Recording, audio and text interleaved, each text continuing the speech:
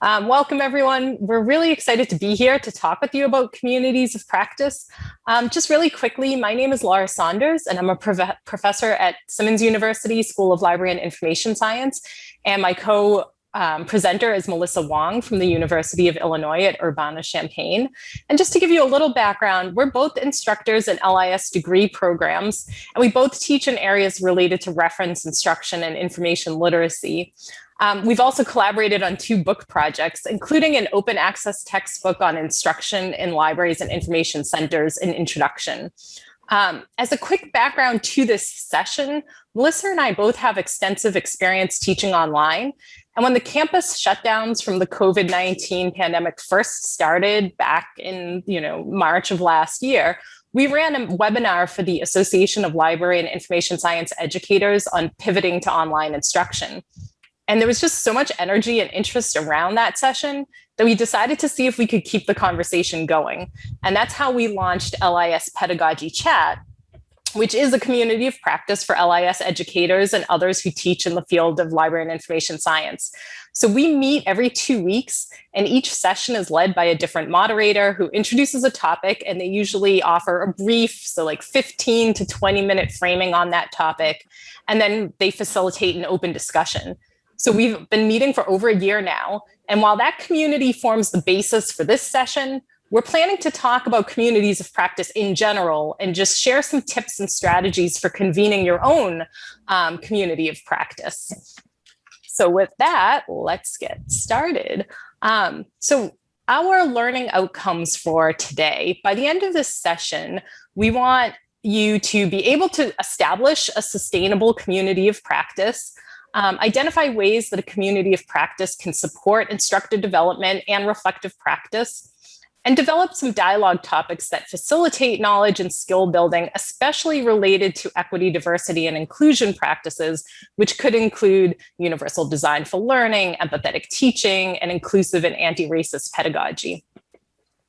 We also want to emphasize that this is meant to be an interactive session. So as such, we're actually going to model this talk using the LIS Pedagogy Chat framework. So Melissa and I will offer some brief background and framing on communities of practice, and then we're going to open it up to a larger discussion. When we get to this discussion, we invite you to use the chat box or take the mic, and we've confirmed that we can turn mics on at that point, so you can join us in the conversation.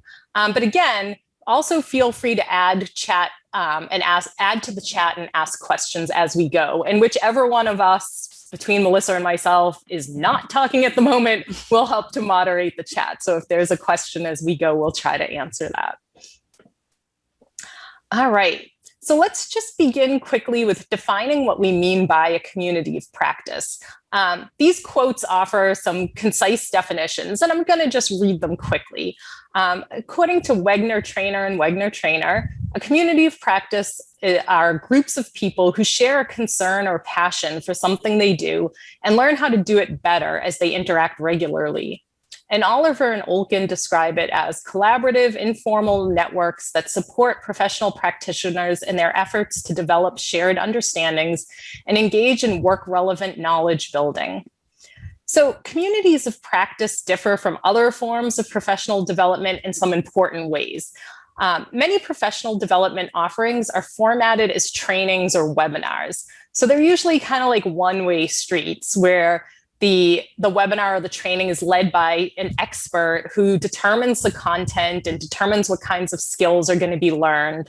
And then the participants are cast as the learners. So that format might allow for time for questions and answers and discussion, but they typically aren't particularly collaborative or interactive. So they might offer participants an opportunity to gain knowledge and skills, but they may not offer support for emotional labor and other affective aspects of teaching. So this is where a community of practice can really differ, because a community of practice typically will emphasize shared expertise and mutual learning. So instead of just one person coming in as the expert, we're all kind of working together and acknowledging that we have various areas of expertise and that we can learn from each other. A community of practice is typically participant-led, so that operates in a space in which the participants and the peers and everyone really is simultaneously both a valued learner and a professional with expertise to share.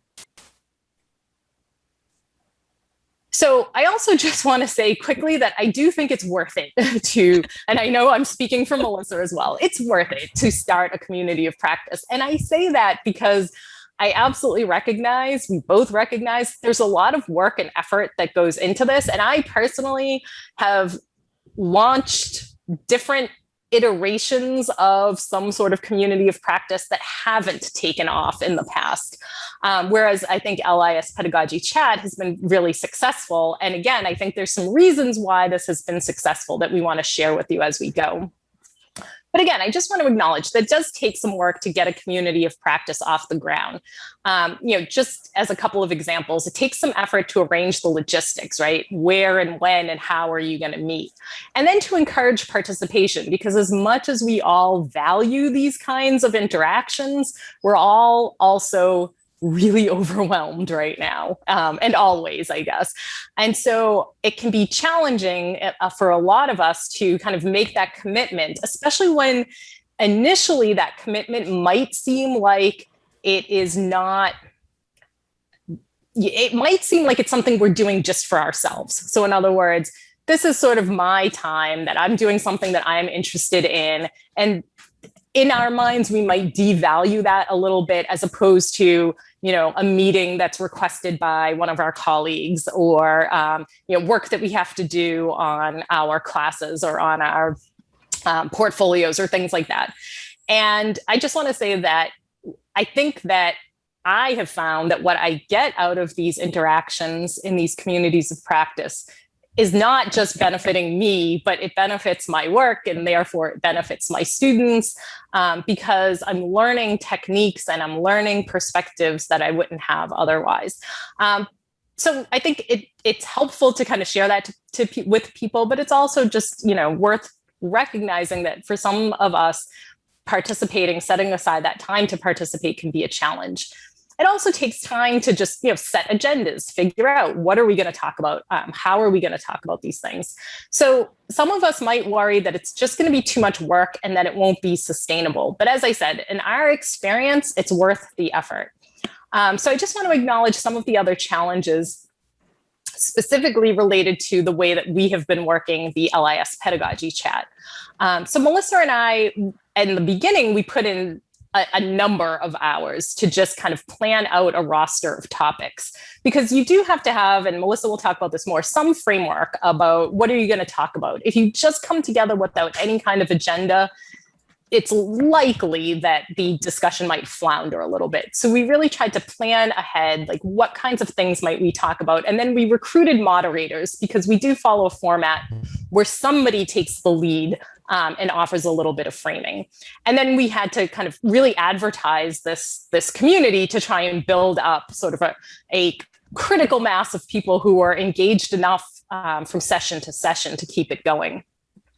We created a format and a template for the sessions. And then at this point, we continue to set the agenda, although we do that with input from the rest of the community. We also continue to do the marketing and we handle registration. And again, as an aside, we decided to require registration for these sessions because we do it at a national level. And we wanted to minimize any issues we might have with like people crashing Zoom sessions and things like that. So we emailed the Zoom link the day of the session, just as was done for this session today. But once the community was more established, Melissa and I, Melissa took on the major labor of creating the website. And that was a big effort. Again, I think once it was in place, we found it easy enough to kind of keep up to date, but it was a lot of work to get it started. But at this point, I would say that the community is largely self-sustaining. So we still arrange the sessions and we still absolutely help with advertising and registration. We open and close each session. We keep the website up to date with the schedule and the archives of the PowerPoints and the notes. But I would say that the total amount of work is probably 1 to 2 hours per week. And Melissa, you can kind of add what you think. I was going to say, or less. I definitely don't spend that much time per week Yeah, I guess I'm also kind of thinking, and if you add in that hour of time that we're in the session every other week. That's true. And we do, I feel like, go on some sprints where we recruit a bunch of people, put together a schedule for 3 or 4 months, and then the work kind of tapers off because it's just maintenance. And then we have to do some recruitment scheduling again. So yeah. Exactly. But so it is, I think your larger point, it took some effort to get going, but it's very self-sustaining now. Absolutely. One other thing that we wanted to note, and I kind of touched on this, is because a community of practice is generally informal and discussion-based, there could be a risk of it devolving into something like a gripe session where people are just kind of airing their concerns and their complaints, and it doesn't necessarily feel productive. And so this is another area where we found that setting an agenda, asking our speakers to emphasize EDI content and having them prepare some rich discussion questions has led to some really constructive and useful discussions. So again, Melissa's going to talk a little bit more about those strategies. We also would note that communities of practice are probably a little bit harder to assess than a more traditional training, again, because they're informal and because the outcomes are often a little bit more centered on affective areas like people's confidence and self-efficacy and things like that. I don't think that we have found this to be a problem. And in fact, we might argue that a community of practice isn't necessarily even meant to be assessed, but we just wanted to acknowledge this as a point worth considering, because depending on where you are, what institution you're in, if it's a place that wants some kind of documentation, it's just something to think about. So while all of these challenges certainly exist, the benefits of these communities of practice can be enormous, and they're grounded in both research and experience. So communities of practice can enhance feelings of collegiality, and it provides instructors, and maybe especially new instructors, a sense of support. And again, depending on where you are, there are lots of instructors out there who might be alone in their institutions carrying out instruction. So having that support, that community, can be really important. The community of practice is also a really low stakes and low pressure way for us to continue learning to improve our practice, whether it's learning new pedagogical techniques, new technologies to implement, or just new perspectives from our colleagues. And then finally, these events can really be excellent networking opportunities. So I've actually started engaging in several collaborations with people that I met through LIS Pedagogy Chat that I probably wouldn't have met otherwise. So as Laura mentioned, there are a number of ways to structure a community of practice. One is as a journal or a book club. So you're gathering to discuss pre-selected readings, whether that's journal articles or book chapters, or even something like a webinar that people will watch on their own and then discuss later. So structuring it this way around a weekly or bi-weekly reading can give a really nice focus to your discussion. And of course, by having these readings, you're bringing in some outside ideas. You might pick readings that are challenging you, and you can use readings to bring some research and actual data into your conversations. Another option is something like the pedagogy chat, where it's more discussion-based and people are sharing ideas and experiences. I think that a discussion-based community of practice can be a little bit less labor intensive for both your facilitators and your participants, because there isn't homework to do in between sessions, and you don't have to worry that people have actually done a reading or something like that, right? And I'm sure we've all been part of journal clubs that kind of fall apart as people stop doing the reading. If you're looking for one that's more discussion-based, you can think about making it topical, where you've got rotating topics of interest. You can look at one that's more problem-based. We see this in areas, especially like medicine, where members bring challenges for discussion and idea sharing and problem solving. I have also seen communities of practice that are based around a curriculum, and I think this would be particularly interesting for a local community of practice where maybe your department is trying to implement some curricular changes or looking at changing the curriculum. And so people would meet regularly to discuss the progress and the challenges of that new curriculum. And actually, there's a really nice example of this in the Oliver and Olkin reading that is in our slides. And Laura just put the link to the slides as well if you want to check out our references later. Another option for a community of practice is some kind of member-led training where you tap into the expertise of members and rotate teaching one another particular skills, or I've seen this for reference where people rotate teaching new databases or new reference resources. Regardless of which structure you pick, though, you really want to still emphasize that concept of shared expertise and drawing on the expertise of the group. This isn't about bringing in this expert facilitator. It's about members of the group working together to learn collaboratively. Also, regardless of your structure, as Laura has kind of hinted at, you will need a couple of, I think, key leaders. One is an organizer, and this is the person who just plans, when is the community of practice going to meet? Do we have a space to meet, whether that's physically or online, and communicating those times and those places and those links to all of the participants.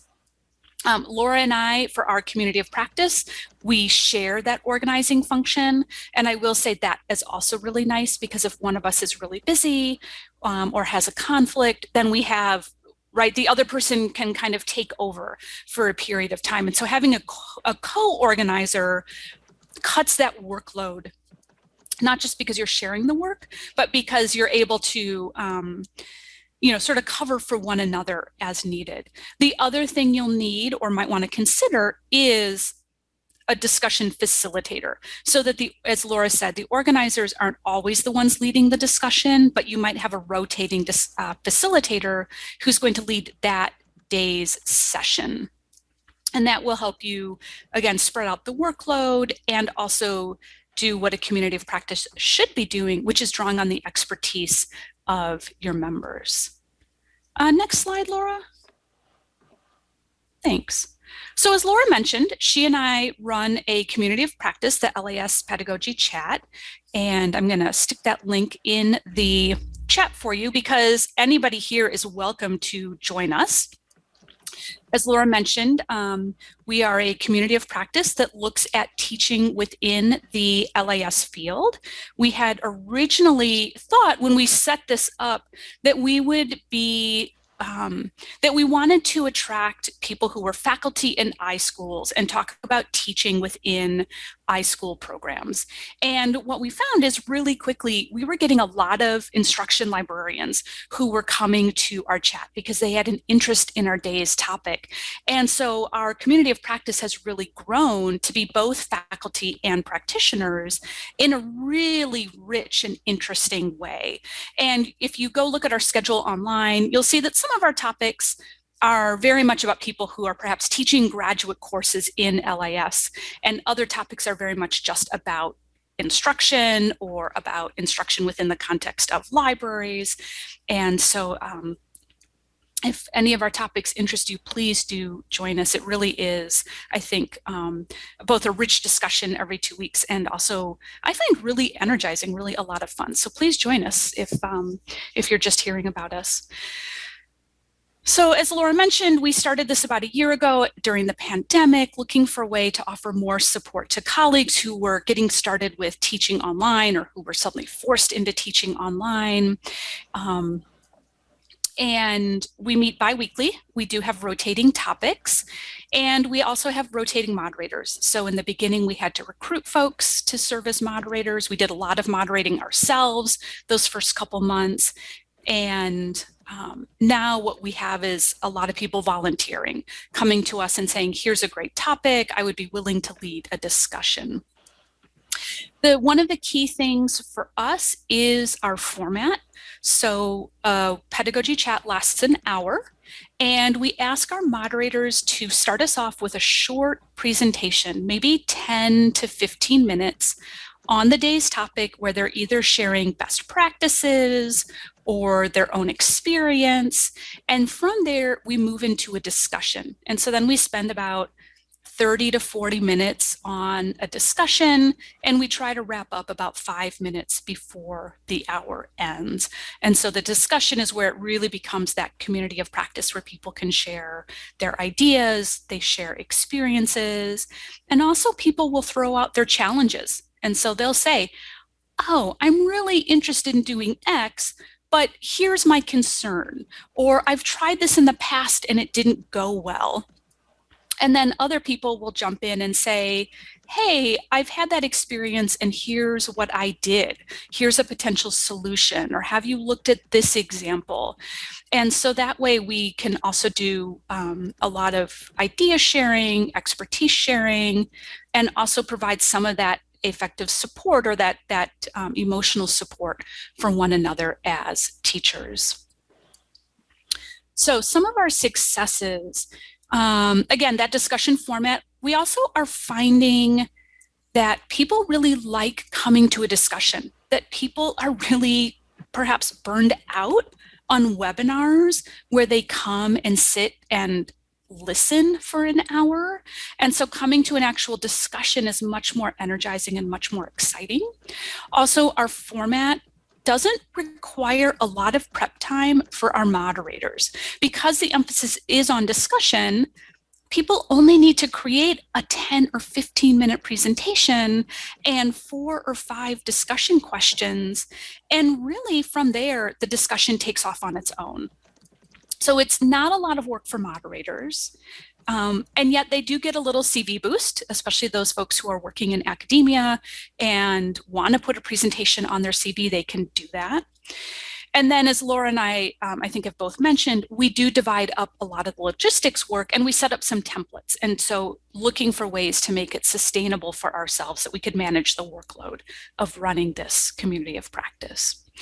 We have had some challenges, so definitely some startup pains where in the beginning we were moderating a lot of sessions. It has gotten easier, but I would say it took at least 3 to 4, maybe 6 months before we felt like we had a really robust group of volunteers who will lead chats.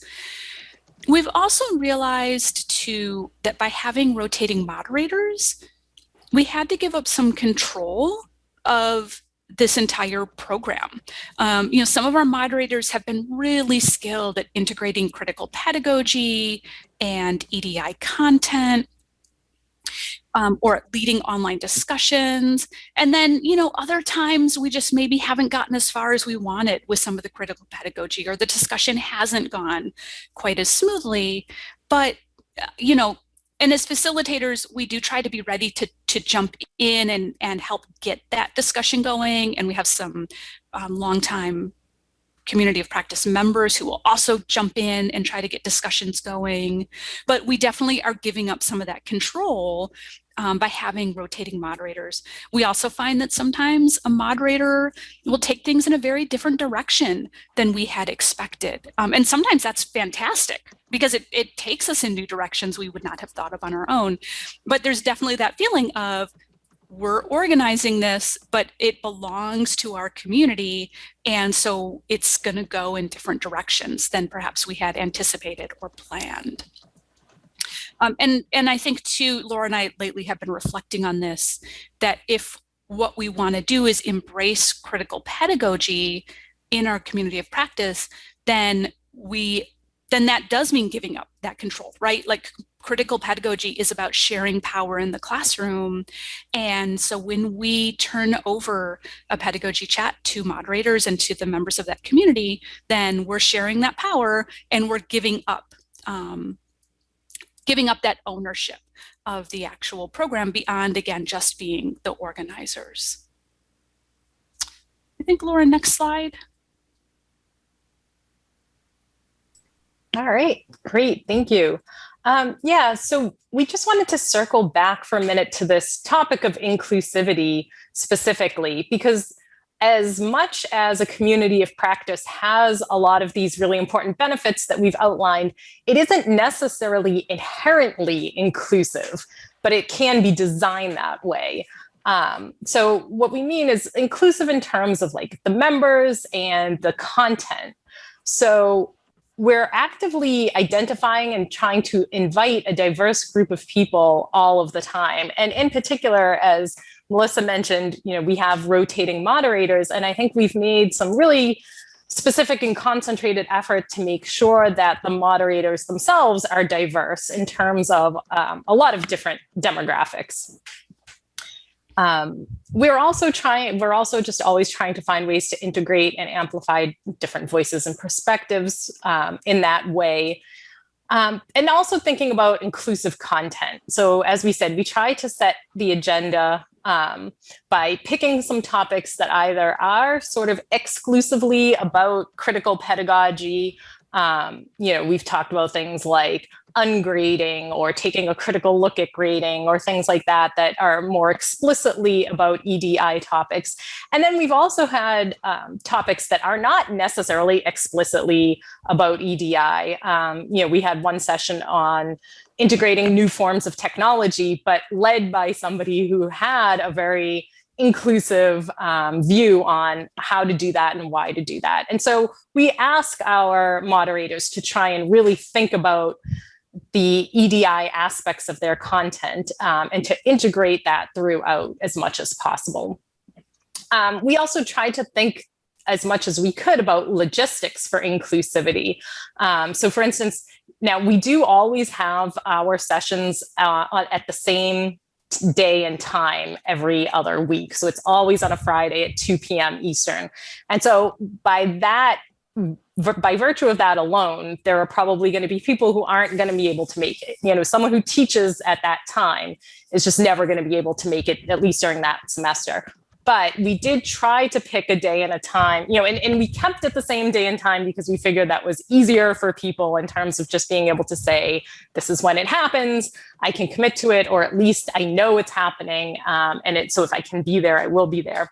And we did pick Fridays and 2 p.m. Eastern with the idea that for many folks in academia, Fridays are a quieter day. 2 p.m. Eastern is still, it's later morning on the West Coast and out in Hawaii and things like that. So our idea is to, again, in terms of logistics, try to make it inclusive and also in terms of the labor. So who's involved and how they're involved and what they're contributing. So we just kind of wanted to touch on that and just acknowledge the fact that it may not always be inclusive without that sort of explicit planning. All right, and with that, we are hoping to move into the discussion.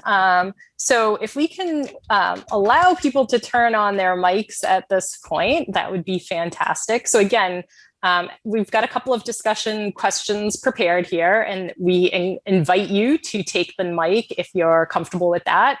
Otherwise, if you'd like to add your thoughts to the chat, that would be great as well. So I am going to go ahead and bring us to that. Okay, and we did get the note, hopefully you saw it, that everyone should be able to unmute yourselves now if you'd like.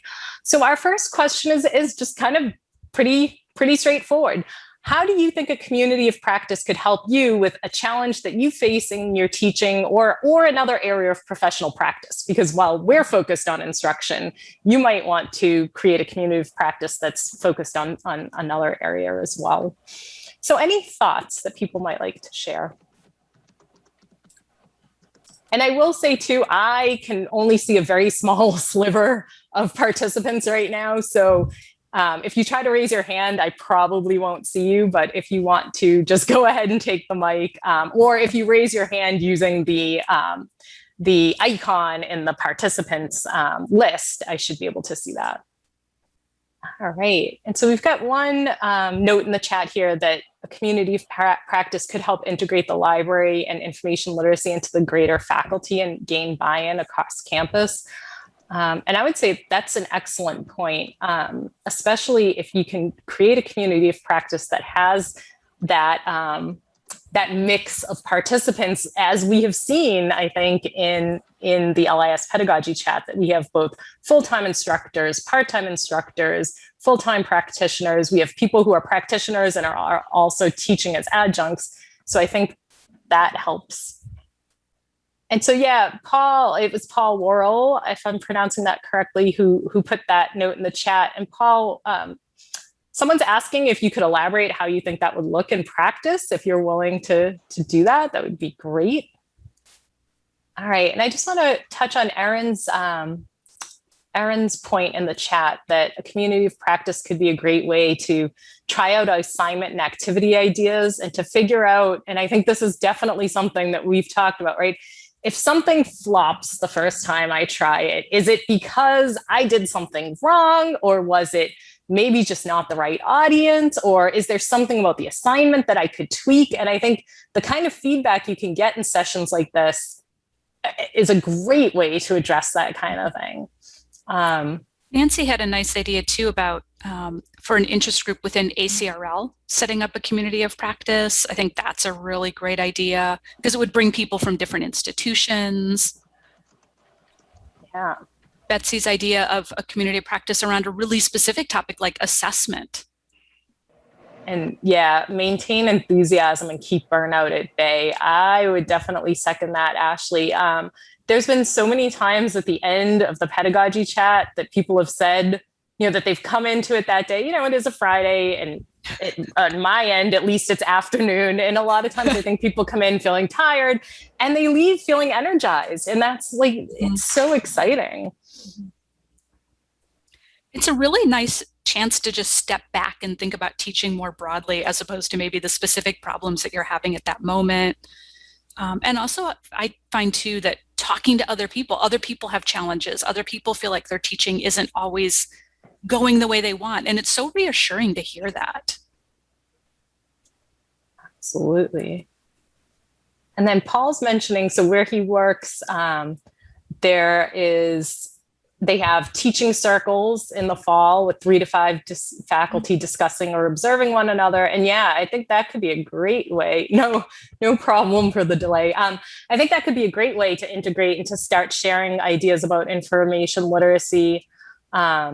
Again, small, as you say, small group, grassroots effort, but a lot of times that's a great way to grow something. And I think if people show an interest in a group like that, that might provide the momentum for getting a group going that meets more regularly on that kind of topic. Or should we move to our next question?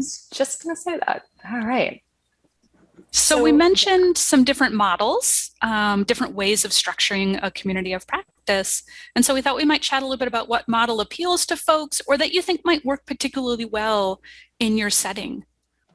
Laura, it's funny, as I was kind of reviewing what you and I wanted to talk about today, for the summer, I'm in a book club for work, right? So it's, we're actually reading Knowledge Justice, for those of you who are familiar with that new book, which is about applying critical race theory to LAS work. And so I joined a group that's reading and discussing the book all summer. And it's funny because already I'm the facilitator for the first week because I stepped up and said I would do it. I'm already anxious about whether or not people are going to read, right, the book. So I would agree, absolutely. In fact, I mentioned, right, that I tried to start a community of practice before LIS Pedagogy Chat, and that one was structured a little bit more around an article, like journal club kind of thing. And I think there were a number of reasons it didn't take off, but I think that might have been part of it as well, because I think that people, it was one thing to commit to the time to come to the discussion group, and it was another thing to commit to the time to do the reading ahead of time. And then feeling like if you didn't do the reading, should you come? Did you have anything to say? That kind of thing. Laura? Yes.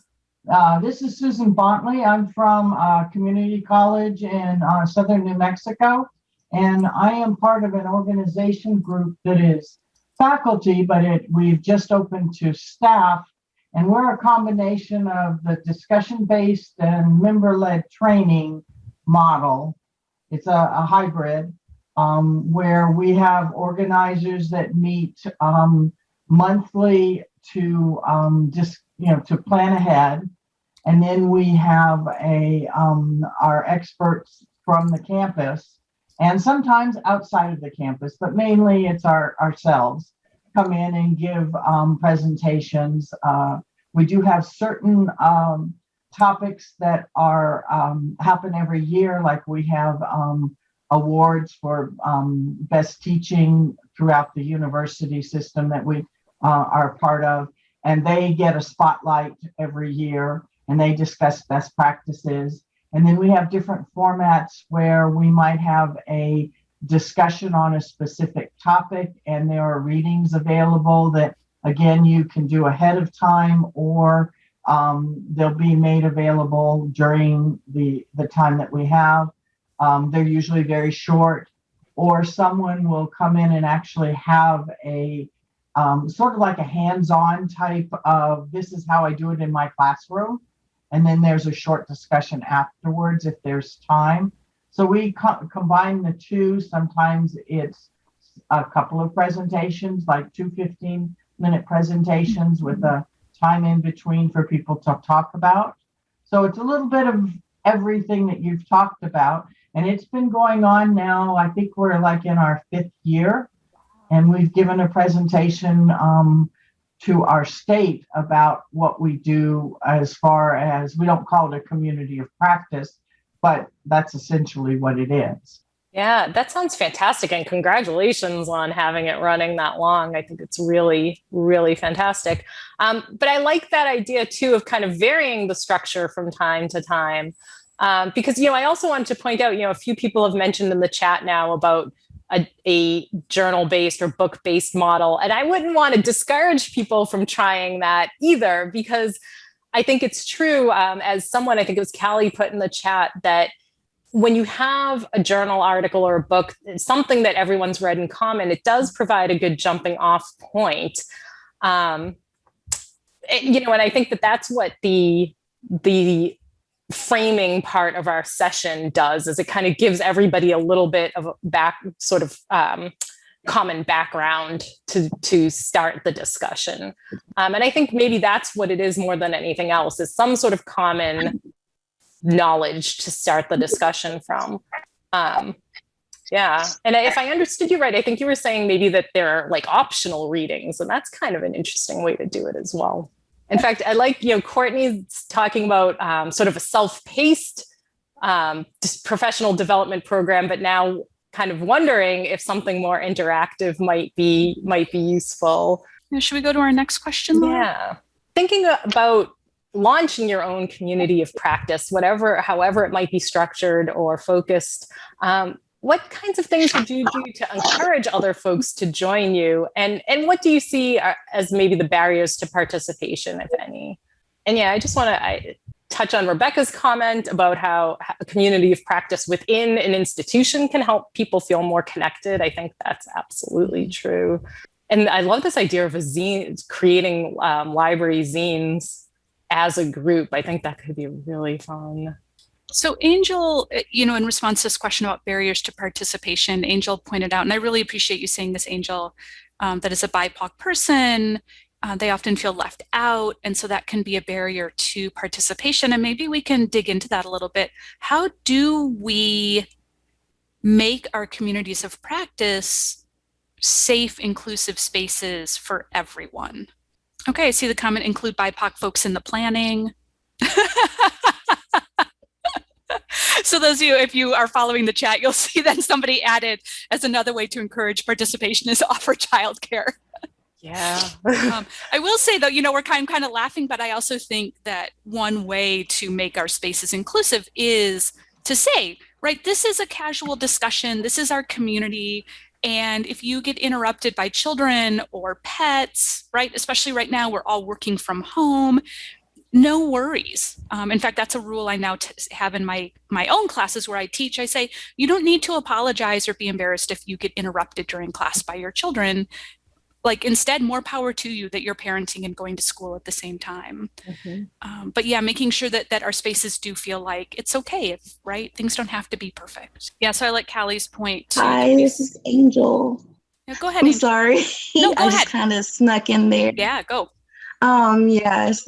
What I was saying is that as a BIPOC person, often even at a university where it may look more like me, I still find these when we try to participate in discussions and just have these wonderful co-op communities, my voice often still gets drowned out. And I'm not a confrontational person. And sometimes when you bring that issue up, it feels as if you're being confrontational. So I guess would be searching for ideas of how to bring that to the forefront of discussion and have my voice included as well without seeming, I guess, defensive.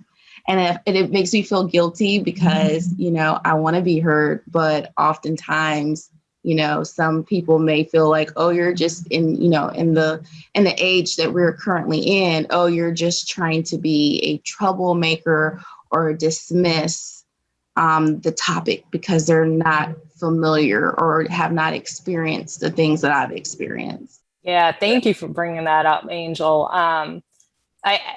I think that it is an ongoing challenge. And, in terms of how to bring it up, I think, you raised some really good points too, that it's hard to think about how to bring it up if you're in a group that isn't willing to hear it. Right. And I think it's another question is like, first of all, whether these topics are being addressed at all, how they're being addressed, and who's talking about them. And if if other people of color are not being invited or made to feel comfortable participating, then even if, we think we're addressing these topics, we're addressing them in such a way that it's not really authentic. Yeah, Kelly had a point earlier about, starting your meeting with discussion norms, or sort of group norms, which I think is really valuable, but I also know that those don't always work, right? So we can have them on paper, people can agree to them.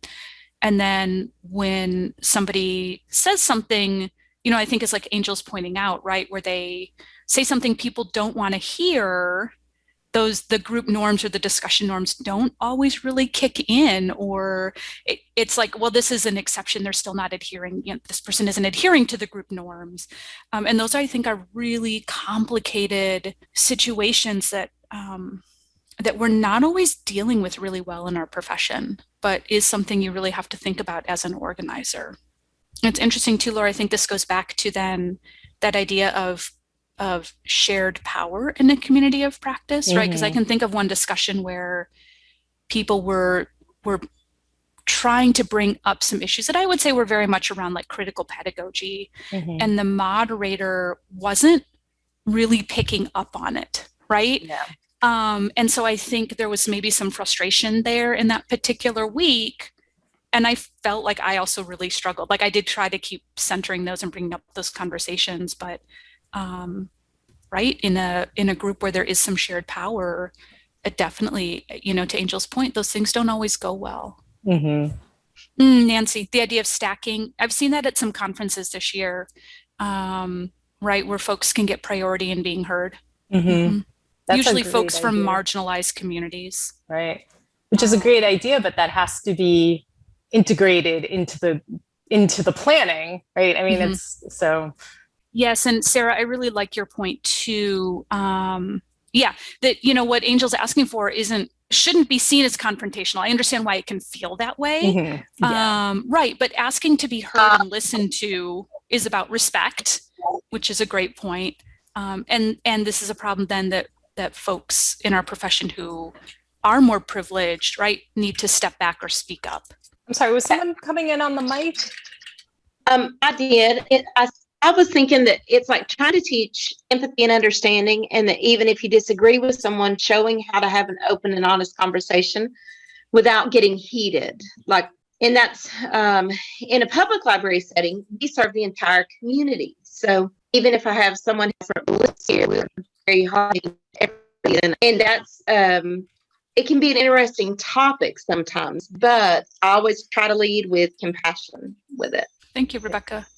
There's a question in the chat about how stacking works. So just to explain that concept, the way I have seen it done, and this was at CLAPS, the Critical Librarianship and Pedagogy Symposium, the organizers identified sort of marginalized identities. Like in this case, it was around stacking for people of color to make sure those voices get heard, right? And so then people who are from that community, like BIPOC librarians, there's like a symbol or a way to identify that you're part of that group. And then those are the questions that get answered first in something like a discussion or the Q&A period. All right, we have one more question, Melissa. Do we want to try? Okay. Sorry, I'm going to also put this, Susan. Go ahead, Laura. I'll just type the answer to this question in the chat. Actually, I'm going to go through our next two questions together because I think they're similar and because we're getting close to the time. So one question is just what other challenges, if any, do you anticipate? And our last question was, what values would you want to incorporate into your community of practice? So again, if anybody would like to just weigh in on either of those two questions. And I think just, I wanted to go back to, I think it was Callie who talked about setting discussion norms. I think that doing that is a great way to kind of signal what the values of the community are, so that, and if it's something, if it's a document or something that is pointed to repeatedly, it's a good way to kind of constantly be reminding people. And yeah, to Paul's point, like just being upfront about what the expectations are so that people will hopefully feel safe to bring up tough issues. Laura, your point too about reminding people, and not just participants, but also facilitators. Mm-hmm. So you and I know that the expectation for our chats is that it is discussion based and that we address critical pedagogy, critical librarianship. But I do know, like, we remind every single facilitator of that the week before, right? Even if they've been coming, we always sort of send that little email and say, as a reminder. Right, exactly.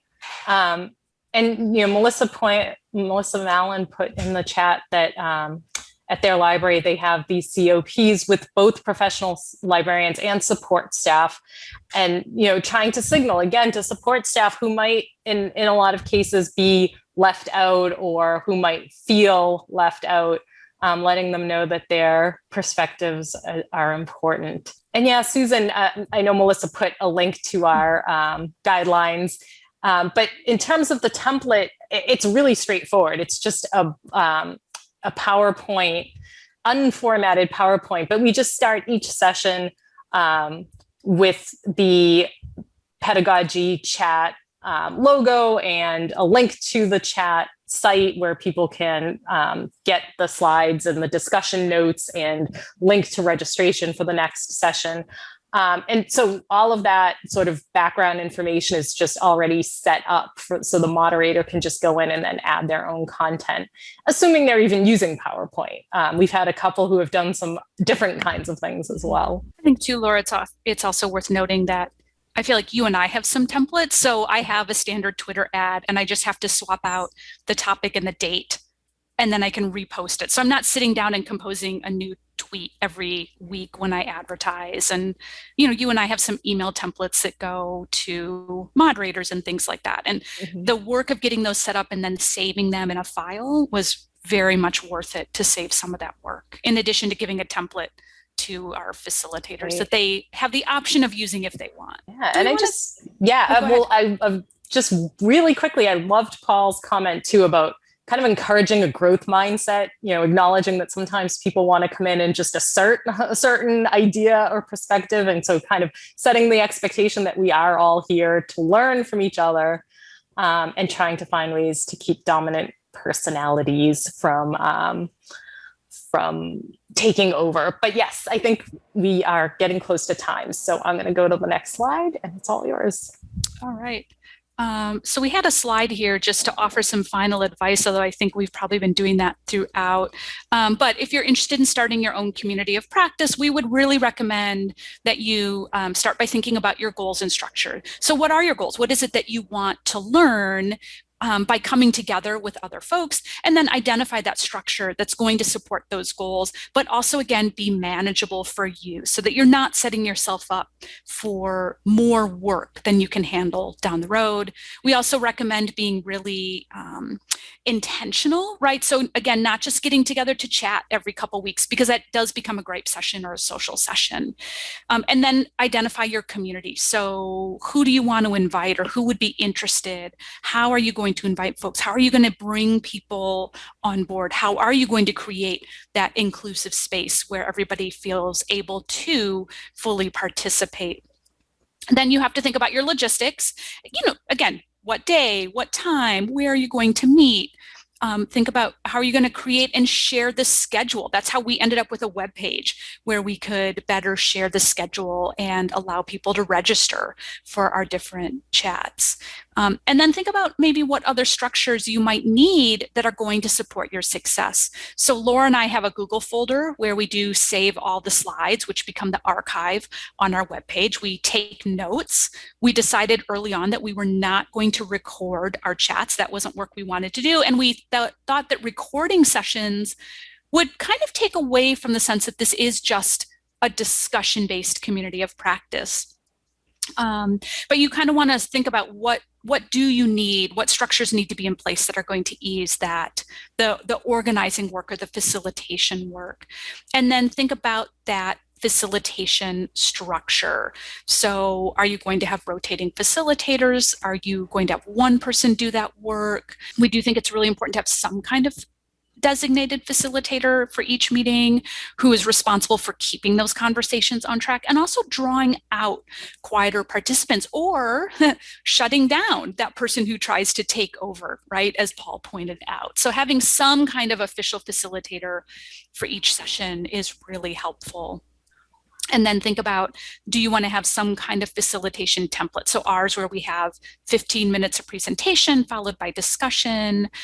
Do you want to have some other kind of template for facilitation? It both lets people know what to expect, and I think it makes the job easier for that session's facilitator. And I think if we do the next slide, Laura, we thought we'd offer an opportunity here in the last couple minutes for a little bit of a reflection for individuals, where you might want to think about if now here at the end of the hour, you're really interested in a community of practice, what's one thing you could do tomorrow? Or if that feels like a lot of pressure in a conference, maybe this week, right? What's one thing you could do this week to get one step closer to a community of practice? What might you do by the end of June or by the end of the summer? And also think about who you might partner with to get this off the ground. So we're going to give you a minute or maybe 30 seconds to think about that. And Laura, should we go ahead to our last slide? I saw Nancy's comment about consulting if she goes forward with one. And so I do want to say our emails are here and our Twitter handles are here. So you are welcome to email us if you have questions. There's also the link again for Pedagogy Chat. And I just want to say anybody here who's interested, you are welcome to join us. It is a group that rotates from session to session. And so please do come and join us if this is of interest to you. And we're right at the top of the hour. And so I will say that sessions for LIT can go 60 minutes to 75 minutes. So if folks need to take a break, and I know it's lunchtime on the East Coast, please, feel free to take off. If folks want to stick around, I think Laura and I can take a few questions for a few minutes. So whatever folks are comfortable with, but otherwise, thank you so much for coming. We enjoyed the conversation so much and hope that you got a few ideas for starting your own community of practice, and hope you enjoy the rest of the conference. It's a fantastic schedule for the next couple of days.